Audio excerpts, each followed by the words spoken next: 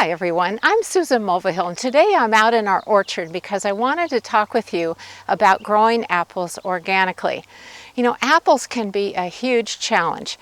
We have apple codling moth in this region and they are awful, and I know some areas of the country have to deal with apple maggot flies. Both of these can be controlled organically. You know, conventional growing of apples involves repeated spraying of some really nasty insecticides, and we didn't want to deal with that. And so we have done a lot of research and experimentation over the years, and so what I'm sharing with you today is what we do here in order to have worm-free apples.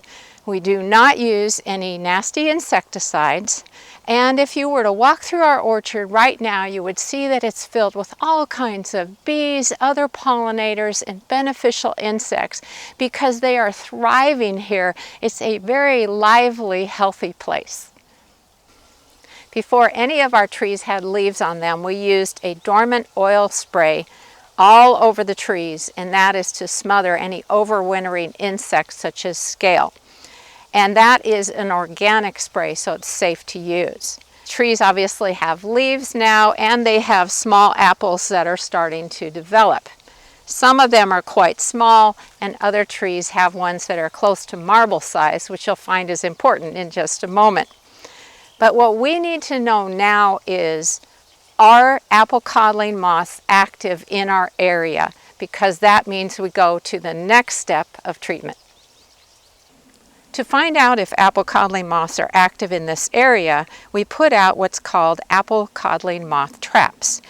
They have pheromones, which are mating hormones, that attract the males. The traps are coated with a sticky substance so the moths get stuck on it and die.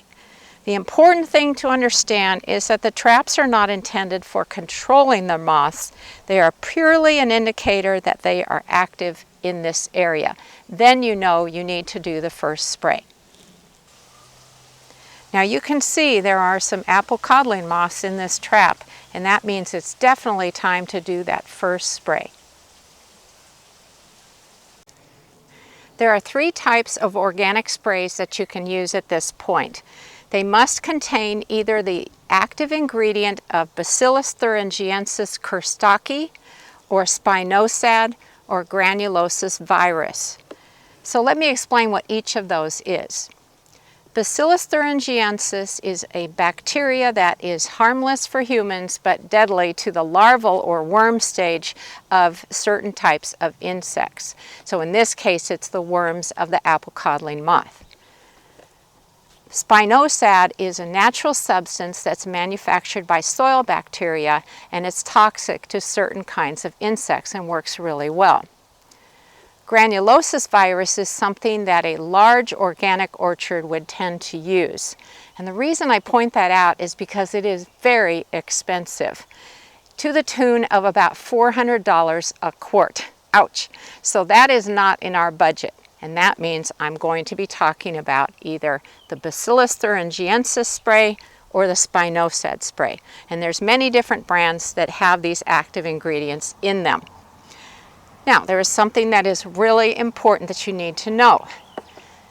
When you are using sprays like these, you need to alternate each year, either just using Bacillus thuringiensis or just using Spinosad. And that's because if you use the same type of spray every single time, what will happen is that the insects will develop a resistance to it, and you certainly don't want that happening. So this year we're using BT, next year we'll use Spinosad. Be sure to follow the label directions to the letter because that is so important, and be sure to use a clean sprayer.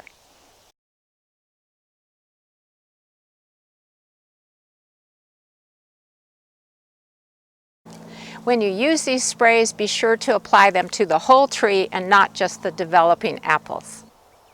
Once your apples are about the size of a small marble, it is so important to thin them. And that's because apple trees can only support and develop a certain amount of fruit each year. If you don't thin them, the trees will often bear every other year rather than annually. There's also a risk of breaking branches due to the weight of the apples. Thinning also improves the size and quality of the fruit.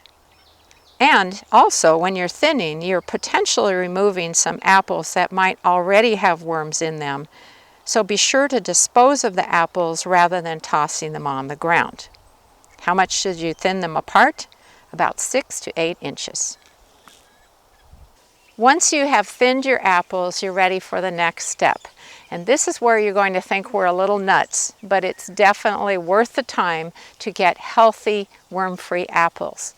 This has to do with applying apple maggot barriers around the apples that are remaining on the tree.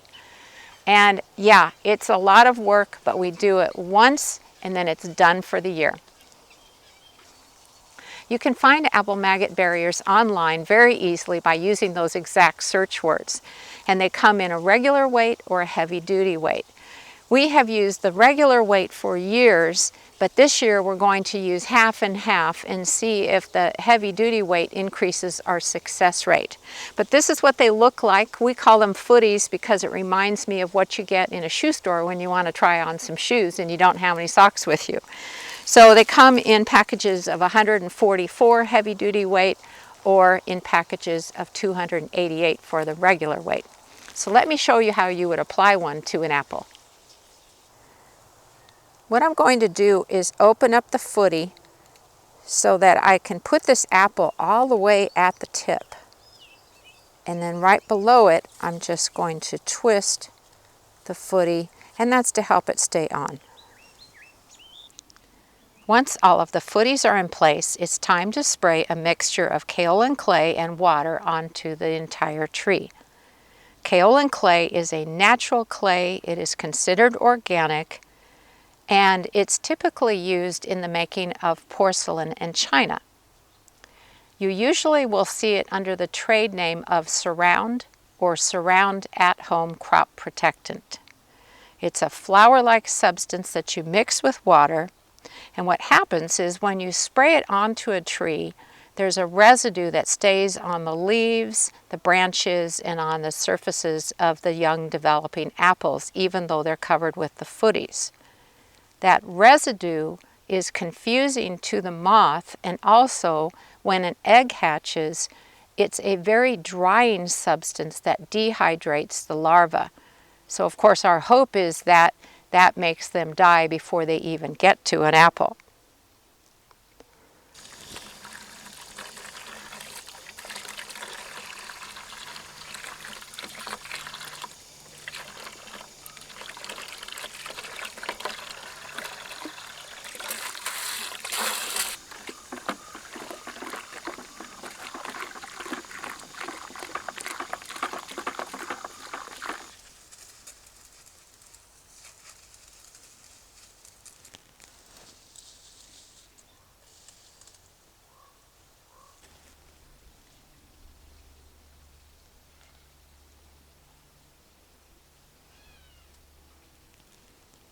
This mixture of kaolin clay and water should be reapplied anytime there's a heavy rainstorm or whenever it looks like the coating of the clay on the leaves is thinning out.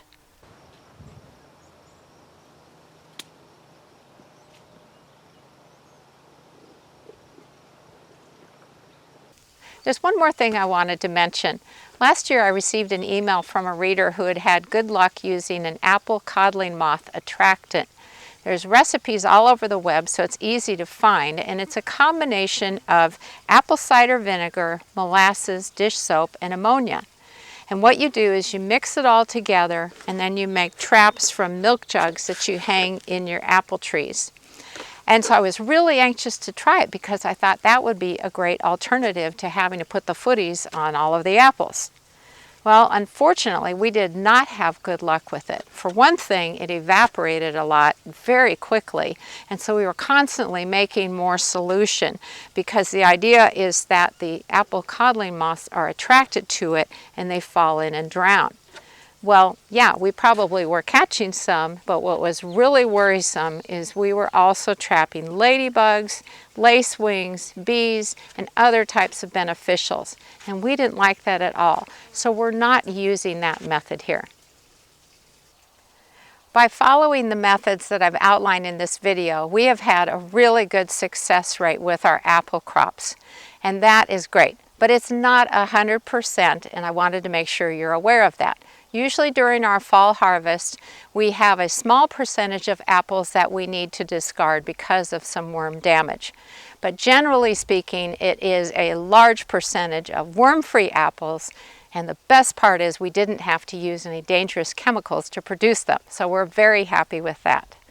I hope that you found this video helpful, and if you'd like more information about growing apples and other fruits organically, just go to my website, susansinthegarden.com, and if you look under the guides menu, there's an organic pest control section that has all sorts of information in there to help you out. Happy gardening!